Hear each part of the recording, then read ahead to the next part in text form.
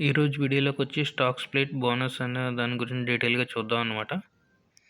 అసలు కంపెనీలు స్టాక్ స్ప్లిట్‌ని ఎందుకు అనౌన్స్ చేస్తాయంటే, దాని యొక్క లిక్విడిటీ పెరగడానికని, అలాగే ఇంప్రూవ్‌మెంట్‌కి, మేకింగ్ షేర్ హోల్డర్స్‌కి అఫోర్డబుల్‌గా ట్రేడింగ్ చేయడానికి గురించని స్టాక్ స్ప్లిట్స్ చేస్తూ ఉంటారనమాట. 1:2 స్ప్లిట్ అంటే ఒక షేర్ ఉంటే అది 2 షేర్స్ కింద అవుతుందనమాట. అలాగే 2 షేర్స్ ఎవ్రీ షేర్స్‌కి హెల్డ్‌కి ఉంటాయనమాట. అలాగే 1:5 స్ప్లిట్ అంటే ఒక షేర్ కాస్త 5 షేర్స్ కింద ఉంటాయనమాట. టోటల్‌గా మన అకౌంట్‌లో 5 షేర్స్ ఉంటాయనమాట. స్టాక్ స్ప్లిట్‌కి ఎగ్జాంపుల్ చూసుకుంటే మనకి 1:5 అంటే ముందుగా మనకి 100 షేర్స్ గాని ఉంటే మనకి షేర్ ప్రైస్ వచ్చి రూ. 300 అనుకుంటే మనకి 30,000 వాల్యూ ఉంటుంది. అలాగే స్టాక్ స్ప్లిట్ అయిన తర్వాత ఏంటంటే మనకి 500 షేర్స్ ఉంటాయి. అలాగే దాని షేర్ ప్రైస్ కూడా 300 నుంచి రూ. 60 వస్తుందనమాట ఒక షేర్ కాస్ట్. అలాగే దానికి ఇన్వెస్ట్‌మెంట్ వాల్యూ అలాగే 30,000 అనే ఉంటుందనమాట. దీనివల్ల ఏంటంటే స్టాక్ స్ప్లిట్ వలన షేర్స్ ప్రైస్ అఫోర్డబుల్‌గా ఉంటుంది. అలాగే డిమాండ్ కూడా పెరుగుతుందనమాట. స్టాక్ స్ప్లిట్ వలన ఏంటంటే మనకి ఎఫెక్ట్స్ ఏముంటాయంటే షేర్ ప్రైస్ అఫోర్డబుల్‌గా ఉంటుంది. మనకు కొనడానికని ఈజీగా ఉంటుందనమాట. అలాగే పాజిటివ్ సెంటిమెంట్ కూడా ఉంటుంది. ఎందుకంటే కంపెనీ ఫ్యూచర్‌లో గ్రో అయ్యే ఛాన్సెస్ ఉంటాయని. అలాగే లిక్విడిటీ, డిమాండ్ గురించి అని చెప్పి. Share holders equity before bonus చూసుకుంటే 1:5 ఉంటే మనకి షేర్ క్యాపిటల్ 10 క్రోర్స్ అనుకోండి. ఫేస్ వాల్యూ రూ. 10 ఉంటే 1 సీఆర్ షేర్స్ ఉంటే రిజర్వ్ 50 క్రోర్స్ ఉంటే టోటల్ షేర్ హోల్డర్స్ 60 క్రోర్స్ అవుతుందనమాట. అలాగే ఆఫ్టర్ బోనస్ తర్వాత చూసుకుంటే షేర్ క్యాపిటల్ 10 క్రోర్సే ఉంటుంది. ఫేస్ వాల్యూ రూ. 2 కింద వస్తుందనమాట. 1000 షేర్స్ ఉంటే దాని రిజర్వ్‌లో 50 క్రోర్స్ ఉంటే దానికి కూడా టోటల్ షేర్ హోల్డర్ ఈక్విటీ కూడా 60 క్రోర్స్ ఉంటుందనమాట. రిజర్వ్ స్టాక్ స్ప్లిట్ అంటారేంటి, కొన్ని కంపెనీలో రిజర్వ్ స్టాక్ స్ప్లిట్ అంటారు. దాన్నేంటంటే 50:1 అనమాట. ఒక షేర్ గాని ఉంటే మనకి 50 షేర్స్ ఉంటాయనమాట. అకౌంట్‌లో క్రెడిట్ అవుతాయి. ఎగ్జాంపుల్‌గా మనం చూసుకుంటే 100 షేర్స్ ఉన్నాయంటే దాన్ని 2 షేర్స్ కింద చూస్తారనమాట. దీనివల్ల ఏంటంటే పెన్నీ స్టాక్స్ ఏమైనా రీజనబుల్‌గా స్టాక్స్‌ని తీసుకురావడానికని చెప్పి, అలాగే నెగెటివ్ సెంటిమెంట్ ఉంటుందనమాట దీని ద్వారా. సెబీ కూడా డీలిస్ట్ చేసే ఛాన్సెస్ ఉంటాయనమాట ఆ కంపెనీకి.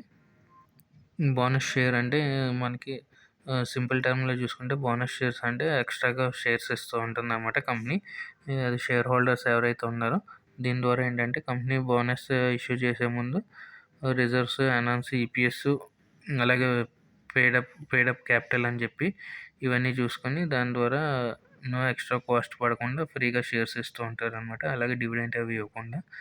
ఒరిజినల్‌గా మనం చూసుకుంటే ఒక షేర్ ఉంటే ఒక షేర్ ఎక్స్‌ట్రాగా మనకి ఇస్తూ ఉంటారు. అలాగే 1:2 అంటే మనకి ఒక బోనస్ షేర్ 2 షేర్స్ మనం హోల్డ్ చేస్తే దానికి 1:2 అంటారనమాట. ఇప్పుడు బోనస్ షేర్స్‌లో 1:2 అని గాని, 1:1 అంటే వెనకాతల ఉన్న నంబర్‌ని మనం బోనస్ షేర్స్ అనమాట. ఎన్ని షేర్స్ అయితే మనం హోల్డ్ చేస్తామో దానికి ముందున్న దాన్ని షేర్స్ ఫ్రీగా ఇస్తారనమాట. ఇందాక కింద ఉన్న దాంట్లో చూసుకుంటే 1:2 అనమాట. సో, మనం 2 షేర్స్ మనం హోల్డ్ చేస్తే ఒక షేర్ మనకి ఫ్రీగా అడిషనల్‌గా ఇస్తూ ఉంటుందనమాట కంపెనీ. ఇలా అర్థం చేసుకుంటూ ఉండాలి. అలాగే 2:1కి బోనస్‌కి అంటే ఎగ్జాంపుల్ చూసుకుంటే బిఫోర్‌గా మనకి 100 షేర్లు ఉన్నాయనుకోండి. షేర్ ప్రైస్ 300 అంటే ఇన్వెస్ట్‌మెంట్ వాల్యూ 30,000 అవుతుంది.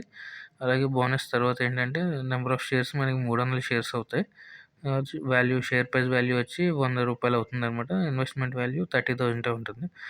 దీని ద్వారా ఏంటంటే మనకి బోనస్ షేర్ వల్ల డివిడెండ్ ఇవ్వడానికి కంపెనీ చూడదనమాట. అలాగే జనరల్‌గా ఇది ఒక పాజిటివ్ సెంటిమెంట్ అనమాట. లిక్విడిటీ, డిమాండ్ పెరగడానికి అని చెప్పి కంపెనీస్ ఇలా ఇస్తూ ఉంటాయి. అలాగే మనం టైమ్ లైన్ గురించి చూసుకుంటే ఏంటంటే అనౌన్స్‌మెంట్ డేట్ వచ్చి 5th సెప్టెంబర్ అంటారు. రికార్డ్ డేట్ వచ్చి 16th అక్టోబర్ అంటారనమాట. ఇండియాలో చూసుకుంటే T+2 డే ఉంటుందనమాట. సపోజ్ మనం 14th అక్టోబర్‌ని షేర్స్‌ని బై చేస్తే మనం ఎక్స్ డేట్ వచ్చి 15th అక్టోబర్ కాబట్టి మనకి బోనస్ రాదనమాట. ఆహ్, కమ్ విత్ బోనస్ అంటే మనకి 13th 13th అక్టోబర్‌లో గాని మనం ముందుగా కొంటే 2 డేస్ ముందు కొంటే మనం దీనికి ఎలిజిబుల్ అవుతాం అనమాట. దీంట్లో మనం ట్రేడ్ ఎగ్జిక్యూషన్ డేట్ అంటే 5th సెప్టెంబర్ నుంచి 14th సెప్టెంబర్ అనుకోండి. ఎవరైతే బై చేస్తారో వాళ్ళకి బోనస్ వస్తూ ఉంటుంది. అలాగే 15th అక్టోబర్ మనం కొన్నామనుకోండి దానికి ఎవరైతే అమ్ముతారో వాళ్ళకి ఈ బోనస్ షేర్స్ వస్తూ ఉంటాయన్నమాట.